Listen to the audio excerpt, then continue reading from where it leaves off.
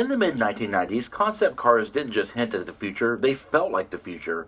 And for me, that future showed up at the Oklahoma City Auto Show. I still remember standing there, staring at Ford's GT90, trying to make sense of all the angles. It was the first Ford to wear what would later be called the New Edge design, and it didn't look like anything else on the floor. While other concepts leaned smooth and flowing, the GT90 was sharp, aggressive, almost alien. Honestly, it didn't even feel like it belonged on Earth. Around the same time, the GT90 became something else entirely, a digital legend.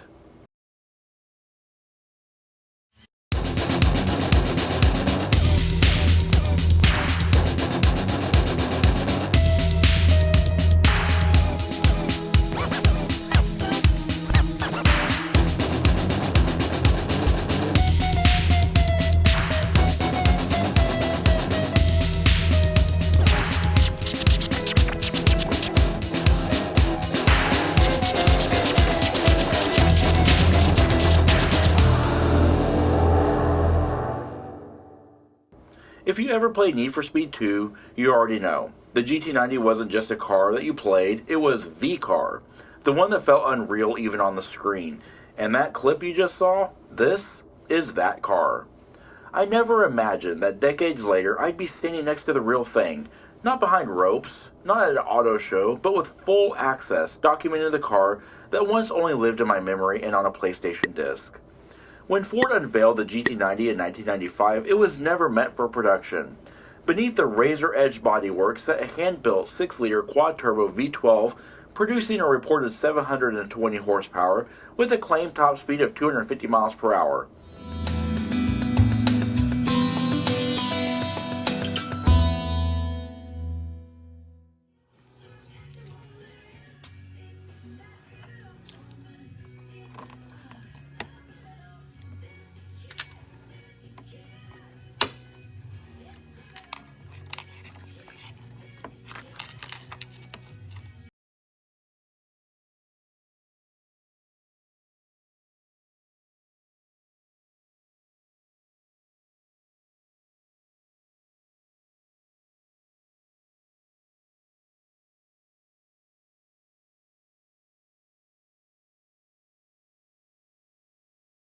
The in-depth review series, we've traveled all the way to tiny Ames, Oklahoma, population 193, including the cats and dogs, where one of the most iconic cars of my generation lives. Today, we travel back to 1995 and explore in-depth the Ford GT90 Concept Car.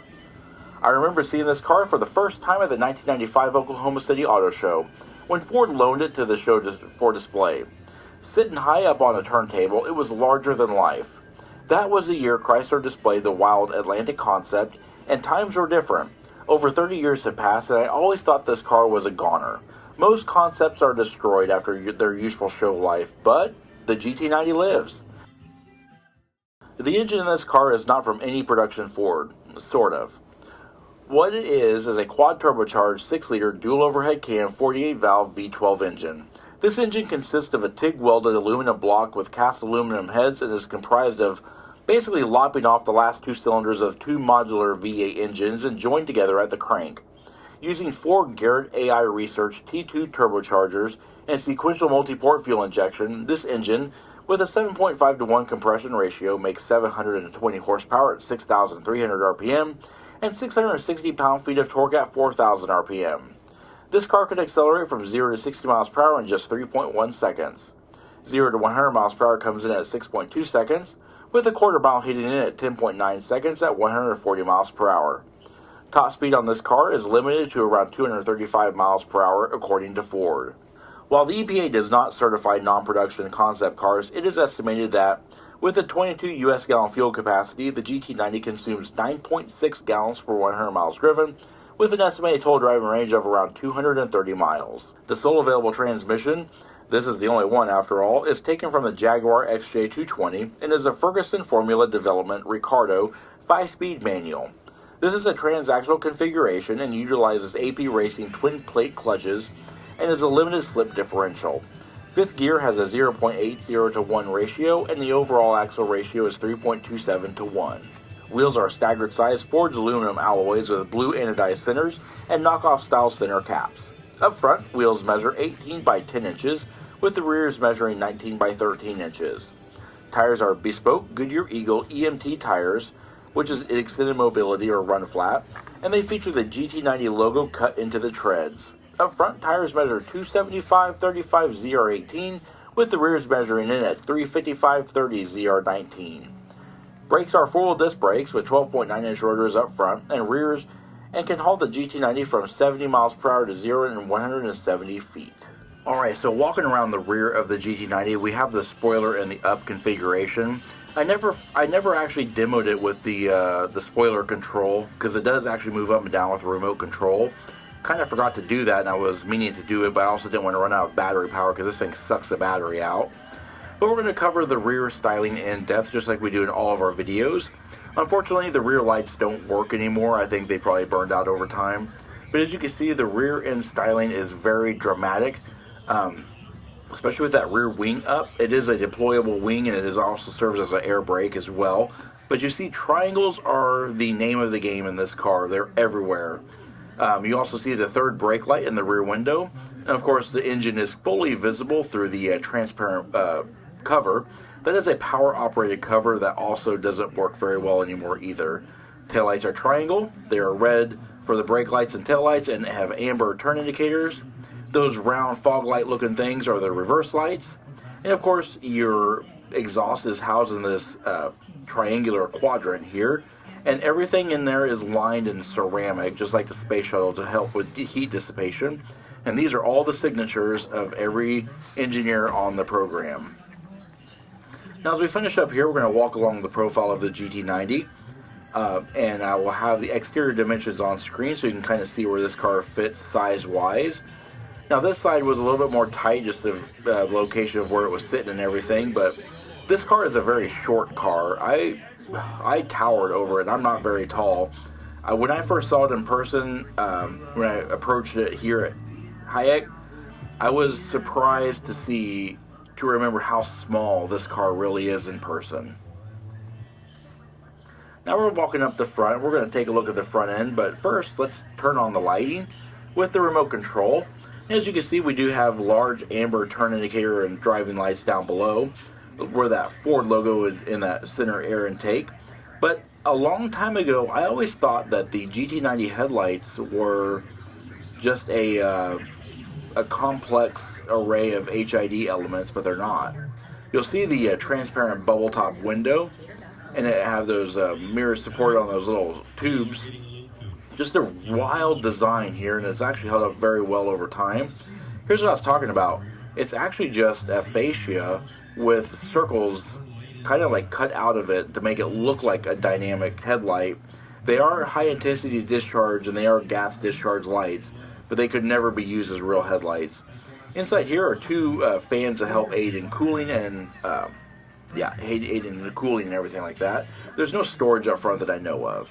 And of course you have that large floating Ford emblem. Just a really cool sight to behold. Alright, now getting into the GT90 is pretty cool. These large yellow triangles are the entry points. They electronically unlatch the car. You'll see it is actually weather stripped, but it's not great. Of course, it's never intended to be driven on the streets either. The doors are held open by a blue leather tether, and you'll see the door panels are actually this really nice quilted triangular leather and Alcantara. It does have the stereo speakers, and everything in here is actually pretty functional. You have your mirror adjust. That silver button there is your door popper. Armrest covered in leather. Of course, the quilting covered in Alcantara. Your entry sill plate is a stitched leather with the GT90 logo. And of course, you have your heat extractors. These side gauges here. And of course, you have your turbo boost gauge and your main gauges. And then down the floor, you have the clutch, brake, and gas pedal that say GT90. And tons of triangles that show GT90 on them. The interior actually is quite comfortable. We're going to hop inside here in just a second. I can't even believe I'm able to say that with a concept car, but yep, we're going to hop inside and explore the rest of it. The seats are very, very comfortable, and you'll note they do have a 4-point racing harness. They are leather and Alcantara. They are fully adjustable, but they are all manual adjust, no power adjustments. And we're going to hop inside and let's go ahead and take a look in detail. Alright, now that we're inside, thick rim, 3-spoke leather wrapped steering wheel. And of course we also have that orange or the yellow triangle at the bottom. And then of course we have our gauges here. We do have our water temperature, we have our oil pressure, and our oil temperature gauges. And then over here we do have the turbo boost gauge. That silver triangle down below is an air vent. And then of course we have our 240 mile per hour speedometer. The gauges have kind of gone dim over time. And we have a 9,000 RPM tach and our fuel level there. Down below we do have our headlamp control operator. It is a floating instrument binnacle. It has an Alcantara covered hood, and the gauge surrounds are actually billet aluminum. The entire dash is wrapped in leather, and it does have a clock over here. I never knew what that gauge was when I was growing up. Now I do. And the center tunnel is all carbon fiber. And while everything kind of looks like it operates, like all the buttons press and the dials move and all that kind of stuff, nothing in this interior is functional. Even the gauges don't actually work. Nothing's hooked up or anything like that. And I can't even believe they even went to the detail of being able to adjust everything. You do have this little trip computer button here in the center right forward of the shift lever.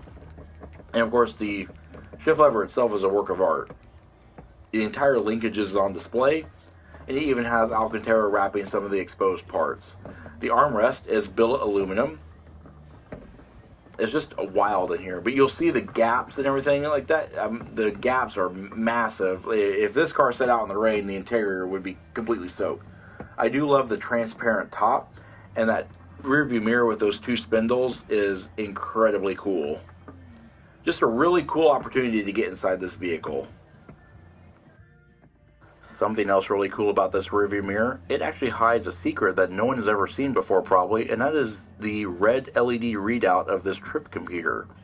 I never ever knew it. I've never seen any photos of it. I've never seen any kind of documentation about it. But what a cool little insight to the GT90 that probably no one's ever even seen before, and that is the trip computer display in its rearview mirror.